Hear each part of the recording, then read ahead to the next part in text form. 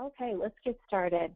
Welcome to the next webinar in our series of webinars we're doing throughout 2017. FYI, this will be recorded and you'll receive a follow-up email with a link to where you can access the recordings and all insights shared by Cameron Johnson today. To get started, thank you for joining us. We appreciate and value your time. First, I will tell you a little bit about us, what we do, what we'll be talking about, and then a little bit about our expert who will be walking us through heat mapping and turning user metrics into actionable CRO data. First and foremost, we are an award-winning digital marketing agency, and we work with clients in the enterprise as well as small to medium business sectors, and as you can see, across a variety of industries. Essentially, we are a collection of strategists, and we provide a range of full-service capabilities, basically everything you need that's required to create and execute strategies that produce bottom-line results, from organic SEO, PPC, design and development, to copywriting and video production. In today's webinar, we're going to be talking about heat mapping. Heat mapping and user tracking is what allows you to improve your online revenue with tactics that are more science than art because you're using data. And today we'll cover how to track the right user metrics and then turn that into actionable sales funnel improvements, which is what we all want when we are addressing our conversions and our sales funnel. We want to be able to optimize this conversion rate and improve on the things that are working well, eliminate the things that aren't working so well. Now, what it's not, I always like to brief everyone on what it is not today. And what it is not is a tutorial for setting up heat mapping. Cameron will share options for tools, each of which have their own tutorials for setup, and they might be varied based on the tool of choice. And pretty simple once you understand what you're using and why you're using it for. But today we won't be covering how specifically to set up heat mapping with one specific tool because that would not be valuable to you if you decide to use a different tool. Also, what it's not is it's not an A/B testing guide. However, what Cameron will be sharing with you will help you diagnose in order to know what A/B tests to run after you've been through today's webinar, and that's going to be super valuable. And as always, we are going to be sharing a lot of advanced specifics, but please don't let this overwhelm you. If you ever feel like this is overwhelming, think in terms of strategies. What we want to cultivate is the discernment to know what to research, how to research, and that's what you'll be learning today. You can always refer back to this recording once we provide it to you for the specifics, and you will have a point of contact with myself and with Cameron moving forward to ask very specific questions. But in lieu of being overwhelmed by specifics or not feeling like you understand specifics or how to tactically implement everything, work on understanding the strategies and the discernment for that. Now, a little bit about our speaker. Our speaker is Cameron Johnson. He's a campaign manager here at 97th Floor, and what that means is he oversees a team of marketers, content managers, designers, and specialists. And Cameron's specialties are very specifically in technical SEO, in content strategy, and in data analysis focused on increasing and improving conversions. And he works with startups to medium-sized companies. But the tactics he's going to be sharing today, they are universal. So whether you're small, medium enterprise, within any industry, you're a solopreneur, an entrepreneur, you're going to find this really, really helpful. And with that, we are going to turn over to Cameron, and he'll take us through heat mapping and turning user metrics into actionable CRO data, and give us just a couple of minutes to turn over presenter rights and do a sound check. All right. Well, thank you everyone for joining today. I'm super excited to talk about this. This is something that I've been both diving into very deeply over the last year, especially with analyzing all the newest opportunities with data analysis, but then it's also something I'm very passionate about. It's an opportunity that I've been able to implement on a number of different sites. With each client that we've done it with, we've been able to see an exponential increase in both conversions and conversion rates.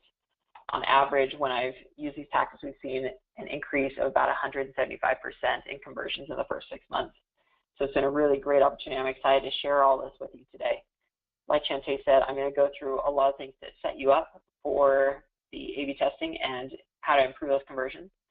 But there's a lot of different approaches on how to implement from here. So feel free to let me know any questions you have at the end as well. So getting started, I wanted to begin with this quote by Richard Branson. It says, to succeed in business, you need to be original, but you also need to understand what your consumers want. This is a great summation of what we'll be talking about today, because what we're going to be talking about is understanding what our consumers want through data and really breaking down the exact actions they're taking on site and how we can improve their experience so that they can convert. But along with that understanding, with anything in marketing and in business, there's that originality factor. What I'm going to show you is how to get the data and how to get that understanding, but then it's up to you to come up with those hypotheses and theories that you can then test through A/B testing and other methods to find a solution that fits your unique needs. So there is a unique and originality factor that you can bake in, and there's so many different ways to test. I highly encourage that you experiment and try new things, as that's going to allow you to get the most data and find the best opportunities to convert customers. So getting started, I want to start with the statement that the underlying goal with CRO research is to form a testable, quantifiable hypothesis. This goes back to that original quote that we read, that the data and gathering that data is going to give us the information needed to form a hypothesis and to figure out what to test. And that's going to take that originality to figure out the best approach from there. So in the end, everything I'm going to show you is going to lead you up to A/B testing and trying different methods to get consumers to convert and down that sales funnel. Now, there's a number of different factors that all play into effective A/B tests.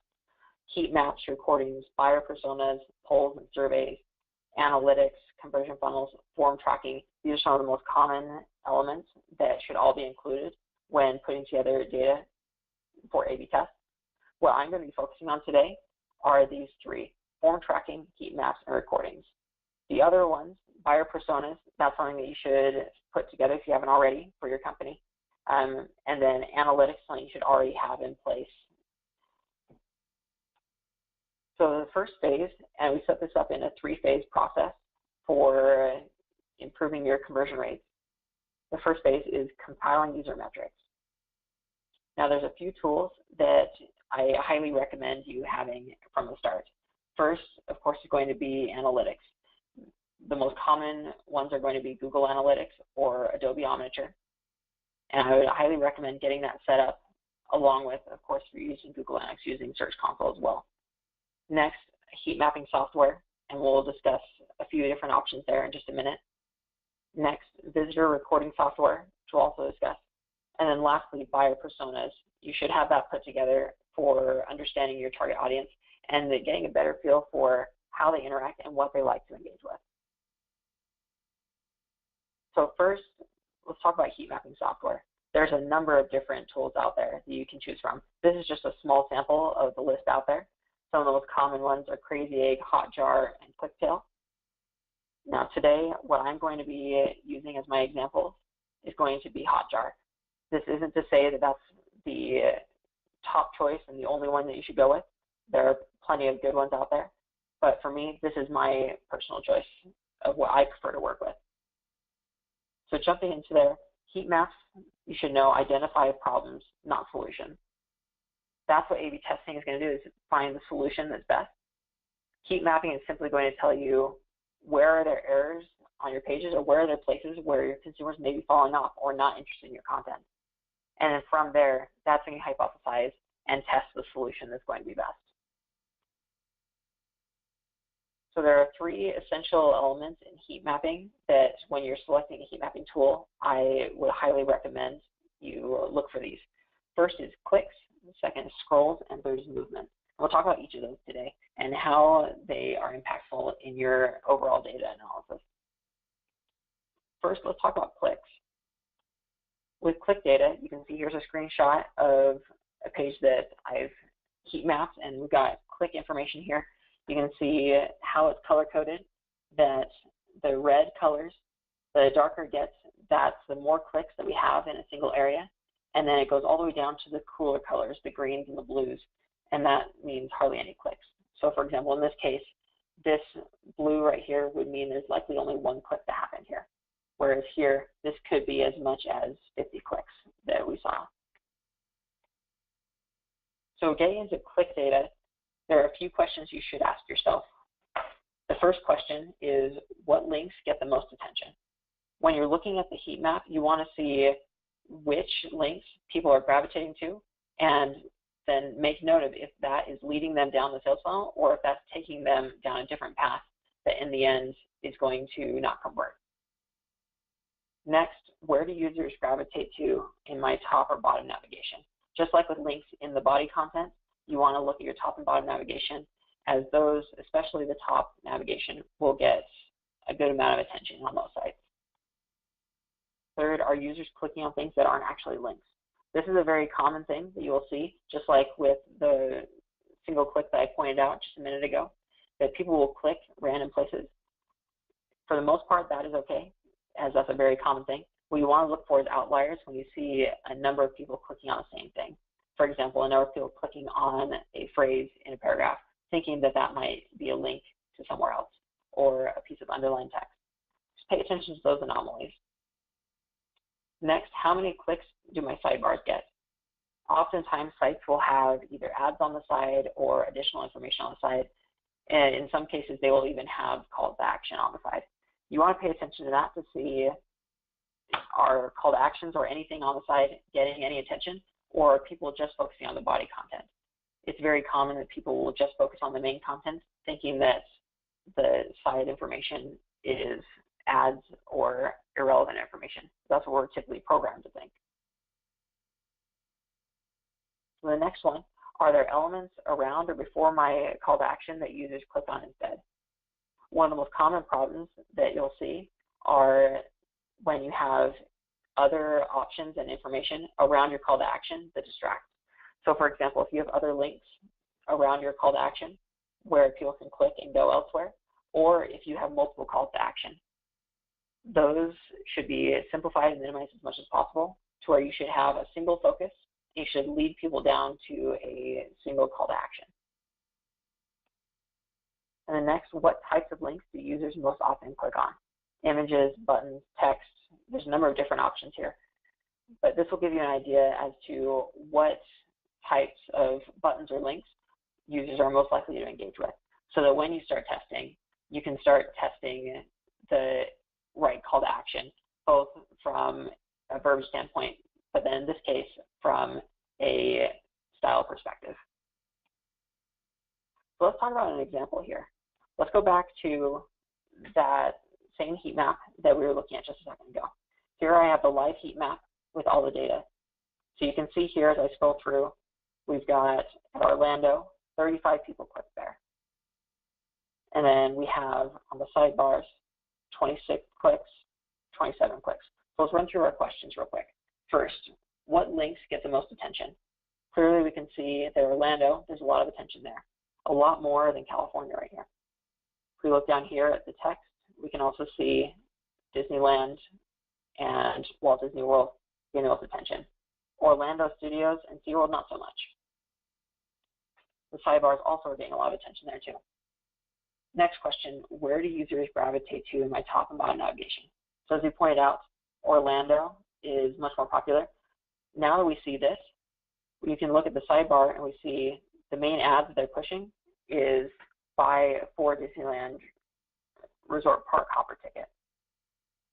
Right there, we're selling Disneyland instead of Disney World, but people are more inclined to go to Orlando. This is one test that I would suggest trying here, is testing having a Walt Disney World ad instead. That could drive greater conversions depending on the goal of the site. And next, are users clicking on things that aren't actually links? I can see that there's about 5 clicks on the image right here. I'm not too worried about that. It's still fairly insignificant, and I don't see any huge outliers at this point. But I do see right here there's multiple clicks on this image. This image isn't a link, and so this would suggest either we should make the image a little bit larger, or if we find that users are trying to buy by clicking on the image, then we can change it around with the link or change the structure entirely. Next, how many clicks do my sidebars get? you can see right here, the sidebars do get a good amount of attention. Next to the top navigation Orlando, they're the most commonly clicked on items. So you've got 26 clicks, 27 clicks. Both of them are performing quite well, but I would still recommend testing, moving these away from the sidebar and having them in the main content to see if they perform better within the main content or if the sidebar is the optimal place. Next, are there elements around or before my call to action that users click on instead? Well, we can see right now there's no clear call to action. There's 1, 2, 3, 4, 5, 6 call to actions, you could say. So here, instead of having all of this, we could either shrink this down, or we could even remove Universal Studios and SeaWorld and just offer the options that people are most interested in. These are options that you can definitely test. Next, what types of links do users most often click on? Images, buttons, or text? So right here we can see people are gravitating heavily to the buttons as well as text. Both are performing quite well, and so both of those are viable options at this point. So let's take a look at an A/B test that we did as a result of that. So here is the most recent page. As you can see, we have the hero image right there. We have the sidebars, very similar to what we saw with the heat map. I'll show you what we tested instead. So right here, we moved the sidebar items into the main section of the content. We also enlarged the images, and we actually changed out one of the images since we saw that there were a lot of people clicking on those images originally. We then also shrunk down the text up top so that it put more attention on these main call to actions that we want people to click on, rather than giving them too many options and scattering them too far. Right now, as we've been running this test, it's performed quite well, and we're still getting conclusive results on it, but so far we've seen an increase in clicks to both of our main call to actions. So far it's performed quite well. So next is scroll data. Here's an example of scroll data. As you can see, a very similar color scheme where red is the most people, and it makes sense. Being the top of the page, you're going to have 100% of visitors getting there. And then as you go down, you'll get down to whether it's 30%, 20%, even as much as 10% of people getting to the bottom of the page.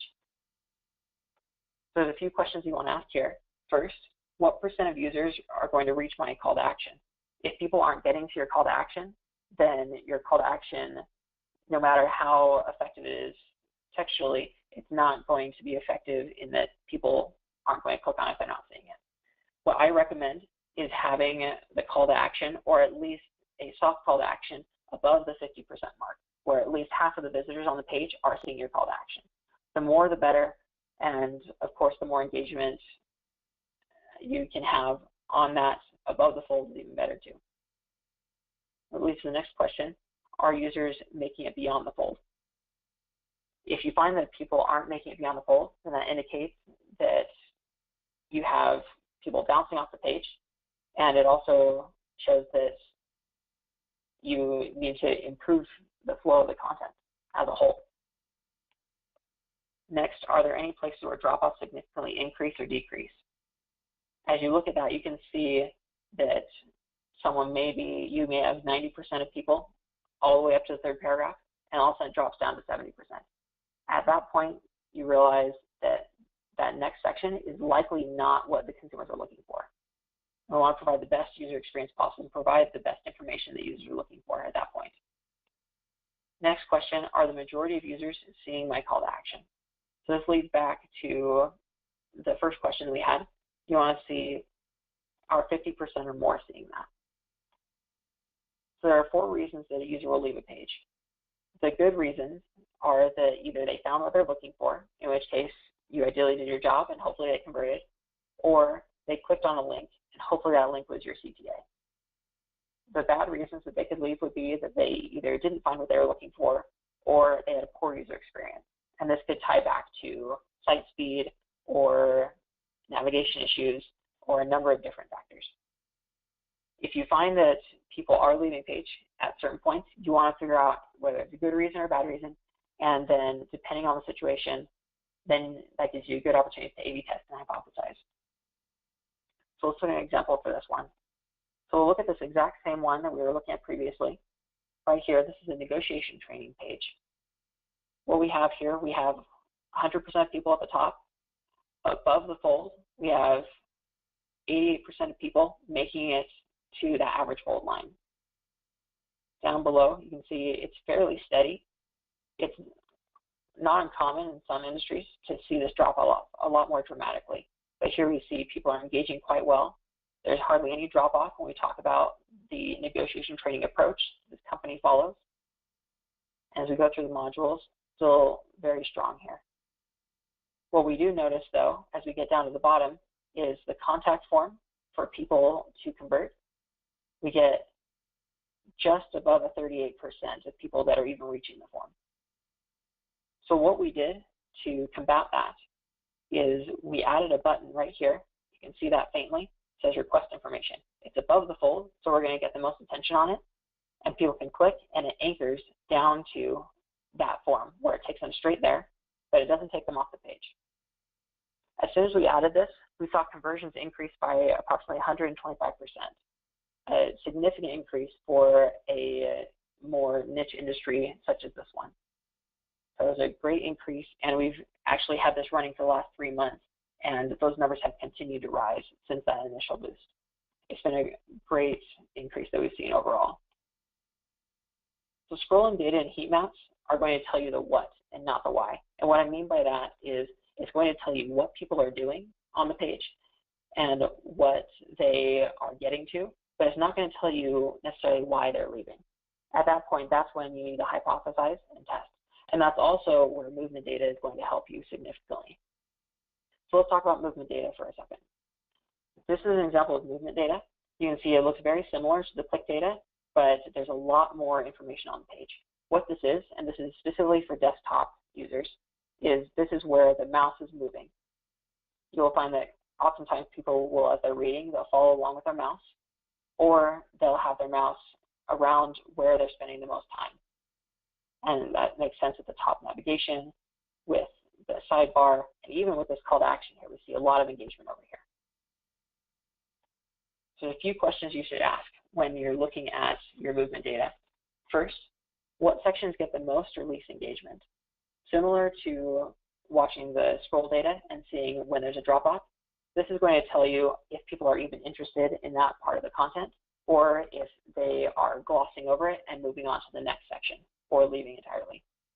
If you want to look at your scroll data and compare that to see if when there's less engagement, does that correlate with drop-off rates? So next, how much engagement is there above or below the fold? You'll often see that there's a lot of engagement above the fold for a typical page, but then you'll see that engagement drop off as less people are on the page. You want to see how much of a decrease that is. And if so, if there is a dramatic decrease, you may need to adjust what is above the fold and make that more enticing, more engaging. Next is the call to action place where users are engaging. We want to have call to actions not only where the most eyeballs are getting to, but also where people are spending the most time. Because if they're going to get to a section that they're going to spend more time in, they're obviously interested in that. They're going to be more likely to convert than a section where they're glossing over and they risk glossing over the call to action. So let's look at an example for this one. So we'll go back to the same page. And here you can see with the movement data that above the fold, there's a lot of engagement right here. This looks really good right now. And even on the sidebar, there's a lot of engagement. That's what we want to see. Now, as we scroll down below the fold, we can see through the rest of this intro, there's a good amount of engagement. A little bit of drop off, but not much. Then notice as we get to this next section, the HCE process. We go from significant engagement to hardly anything at all. Right there, we know that people aren't as interested in the overall process. What they care about is the results, the drier, cleaner, healthier, and then the pricing, the packages that they can choose from. The exact process of how to get there, not as important to them. We scroll further, we see that it fights stains. We also see that sanitizing deodorizes, both of which hardly any engagement. Right here, we can begin testing some different things. One thing that we can test, for example, is shrinking down these three sections, making it more concise so that one, it's less that the user has to fight through to get to the information they want. But then we can even consider consolidating these sections into one section. One thing that you can also test is taking the compare packages and moving it up higher on the page to where we have more people up above the section and less dropping off before they get to the packages. Another thing that I would suggest is even having a call to action right after the compare packages so that when people see here are the options, they can then convert since there's already a lot of engagement here. So as you can see right there, we already have 3 things that we could potentially A/B test. Now let's go down a little bit further. As you can see, here's another one. We have a good amount of engagement on step 1, good amount of engagement on step 2, and then step 3, the engagement all of a sudden drops off. One thing that we can hypothesize from this, when we look at put away fragile or valuable items, the company that has this page doesn't have any concerns with breaking any fragile items, but the user may think otherwise and be worried from that. And so people may be getting scared away from that. At that point, you want to look at your scroll data and see, are people dropping off at that point more significantly? Either way, this is a good indicator that you should probably revise this section right here and get it so people aren't stopping at that point. So let's look at the sidebar now. You can see right here, even on the sidebar, we can see what links people are engaging with. And this is another good indicator, not only of what information they're interested in on the page, but what additional information they're looking for. You can see that as they get to this professional carpet cleaning page, they eventually migrate over to learn more about carpet cleaning. Or we have a good amount of engagement on stone, tile, and grout cleaning. These are opportunities to either cross-sell on a page or opportunities to expand about the different product offerings that the company has. We also see a lot of engagement on coupons. People are very much interested in getting deals and coupons here, and it may be something worth considering for adding onto the page is offering a deal or a discount at that time.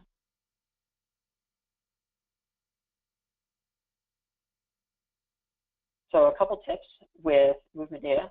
First, you need to optimize content for the user.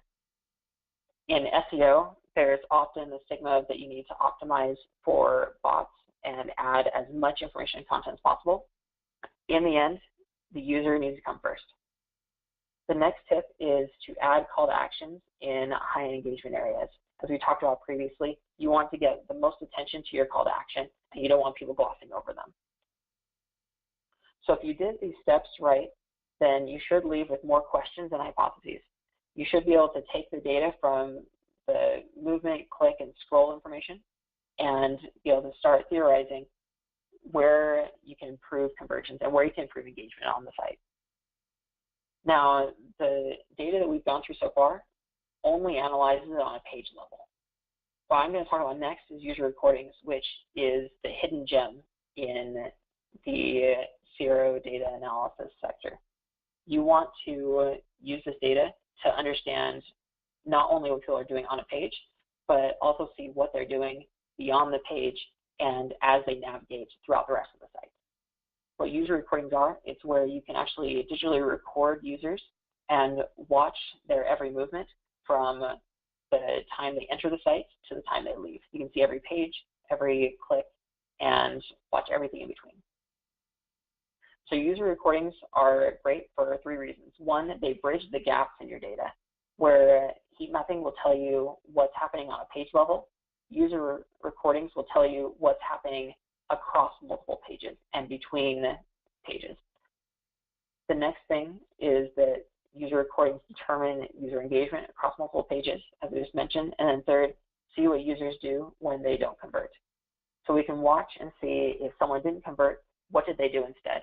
And if so, is there a way that we can either bring them back to the sales funnel or that we can navigate them further down the line from that point where they dropped off?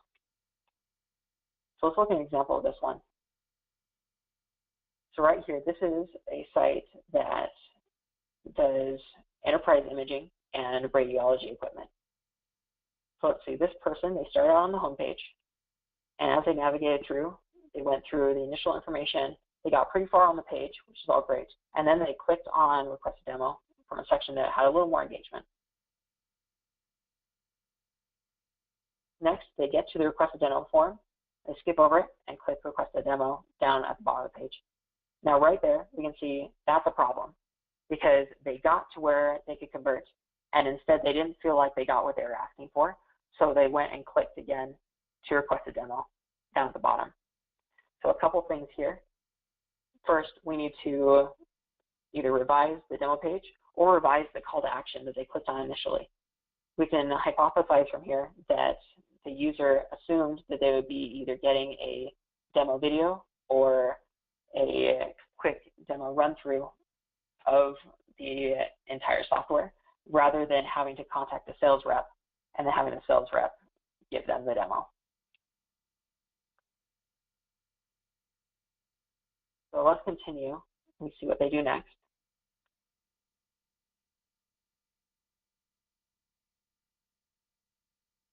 Okay, so see, they then went to a completely other page because they didn't get the demo request option that they were wanting.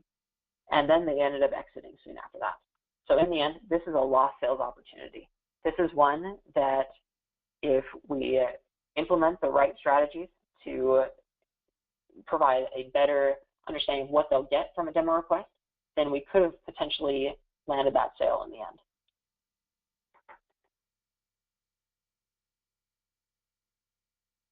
Okay, so the next one is form tracking. So this is the next element that I would highly recommend getting into, because you have now the page level analysis, and then you have the analysis between pages. Form tracking is going to tell you when they get to your landing page, after they've gone through everything else on the site, what are they doing on those forms, and is there a way that you can simplify the form or improve it to where you can get more people to engage with it. Forms you need to evaluate for both length and ease of use. In today's world, sales reps want as much information as possible so they can tailor their approach directly to the user, but users want to have things be as simple as possible for them. And so in the end, like we mentioned before, you want to optimize for the user. Of course, get the information that sales reps are going to need, but you want to keep it simple. So let's look at an example here. Here we have one form that we had originally. It had about 11 sections in it. It was quite long, and we saw a significant drop-off there. In fact, here, let me show you the data on that. We had a 25% conversion rate of people that actually got to the form. We had 60% of people that dropped off as soon as they got there. They would get to the page, and before even filling anything out, they would leave. So right there, we knew that there was a problem.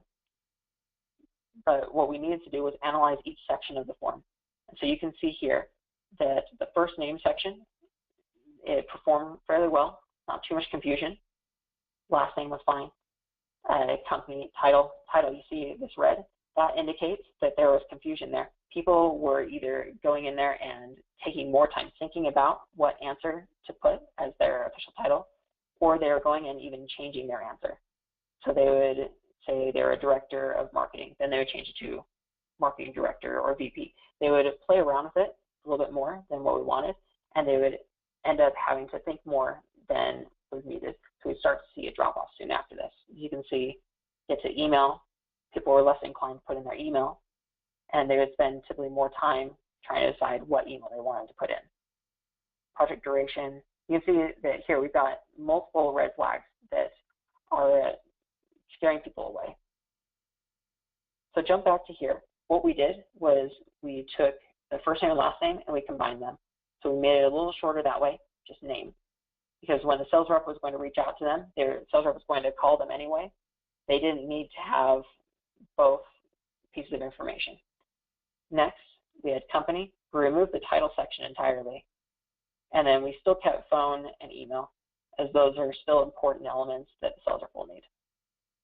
Next, we kept the service needed, but we removed the how will your program be distributed, because in the end, that's what the sales rep is going to be asking anyway. So we didn't have to cover that right here. We could simplify it that way. And then we cut down some of the longer pieces and cut out this section, how did you hear about us? Because in the end, we already had tracking for that, where we could see from Google Analytics and from other tools where people were coming from. We didn't have to have them tell us. So here we took the form down from 11 fields to 6 fields entirely, cut it down in half, and as a result, what we saw was We went from a 25% conversion rate to a 37% conversion rate overnight. We also went from 60% of people dropping off to 52%. So right there, that was a significant increase for this industry. This industry was an industry that had smaller traffic, and so for them, every conversion counted. And so this boost, along with a number of other tests that we did, increased their conversions by well over 100% in a matter of a couple months. So one thing to know is that top performing forms on the site typically have 3 to 5 cells. The shorter, the better. And so if you have more, that can be fine. You just want to test that and make sure that your users are still engaging. You want to set up the form tracking and evaluate where people are dropping off. But if you can, the best spot is to be 3 to 5 sections. That typically will be name, phone number, and email address. And then if there's any additional information you need from there, such as address or zip code. So the next phase is going to be hypothesizing and A/B testing. Now, we talked a lot about getting up to this point with the data analysis and user metrics. So there are a couple tips with A/B testing. First, engagement significantly drops below the fold. You want to place your most important information above that point so that you get the most eyeballs on what matters most. If you can have a call to action above the fold, that's great. In some cases, that makes sense, while in others, it may not. There's a number of case studies that you'll read online where people will move their forms just above the fold, and we'll see a 50% increase just from that change alone. And so this is something that's been tried and true across the industry. Next, you want to remove distractions.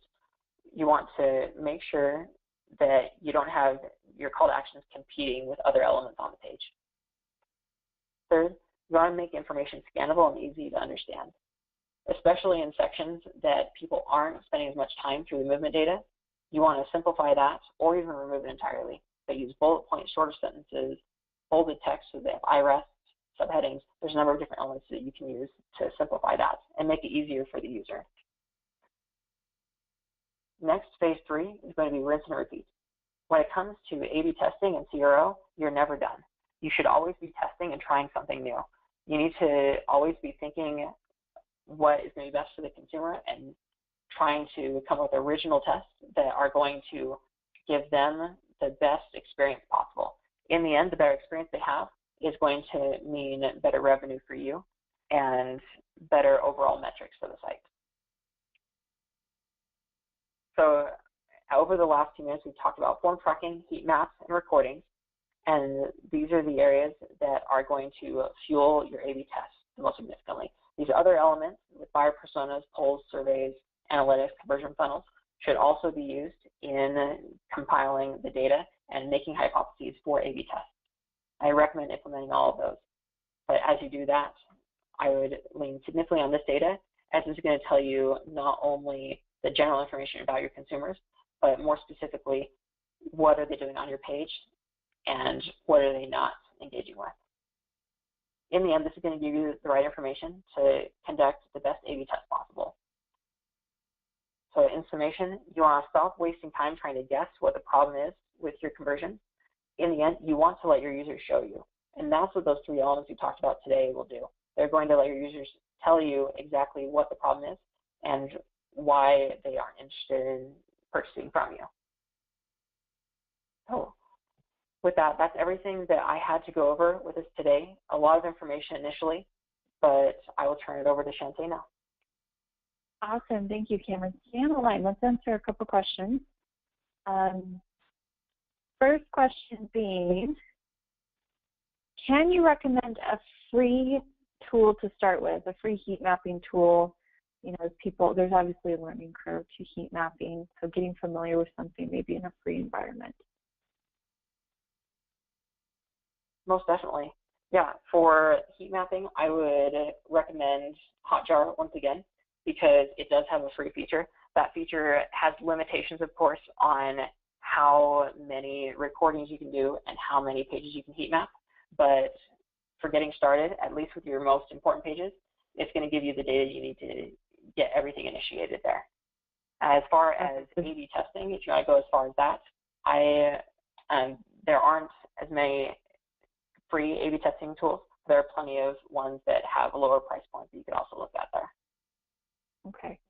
But the heat mapping will allow you to get to a place where you might be able to know what kind of A/B testing tool that you would need, correct? Correct. Yes. Perfect. Question number 2. When is this, as in heat mapping, not applicable? So it would be applicable if you didn't have, of course, any traffic to the site. And if you had very small traffic to the site where you wouldn't have any statistically significant results, that's also when it would be applicable. So for example, oftentimes a blog post will get a lot of attention initially and then none at all. Or in other cases, it won't get any attention from the beginning. So blog posts, most commonly, you won't get enough data to heat map those. If you do have a page that you want to get the heat mapping data for and you don't have enough traffic to it, I would recommend setting up heat mapping as soon as possible and then giving it a month or 2 of collecting data. It's going to be a little slower process, but in the end, as long as you have traffic going to it, that's when you would consider using heat mapping. Okay. And you do that for a few of your clients who may come to you and have, a new page or a new website, correct? Correct. Yeah, if a client has hardly any traffic to a page or a site, then I will typically, first off, I'll let them know that we need to get things set up a month in advance as far as getting the data coming in, because we're going to need that month of traffic for a small traffic site in order to be able to make any assumptions. The more data you have, the more statistically significant the data becomes, and the more actionable it becomes. Perfect. Now let's talk a little bit about the A/B test. Are there any initial hypotheses or A/B tests that you would recommend to get started? Yeah, some of the most common ones that you'll find are going to be changing forms, and that's one of the first ones I would recommend. Changing forms, simplifying that, but then also changing call to action buttons. So you could change the color. One that is very common that it can have a significant impact is even changing it from, say, get it now or buy now to request a quote. Changing the verbiage within a button, that is a great way to start an A/B test. We've done tests like that. I actually did one for a very large organization, national organization, just a few months ago. And when we made that change with going from get it now to request a quote and then changing the color on the button, we ended up increasing a 33% overall conversion rate within that first couple weeks. So that can be a great way to start it out. And then beyond that, I would let the data pour in and tell you within the content where else you can test. Awesome. That's a great place to start. Well, those are the questions that we have and the time that we have. Cameron, this has been incredibly valuable. Thank you for taking the time and walking us through this today. Most definitely. All right. As a reminder, you will receive an email with the link to this recording and the deck that Cameron shared with us, and that will be available to you for forever. That is it for now. Thank you for joining us today. We hope this was super helpful and super actionable. As always, questions, comments, concerns, feel free to hit us up at 97th Floor. Those will come directly to me, and I can also put you in contact with Cameron if you have some more specific questions. But that's all we have for now. Until next time, cheers.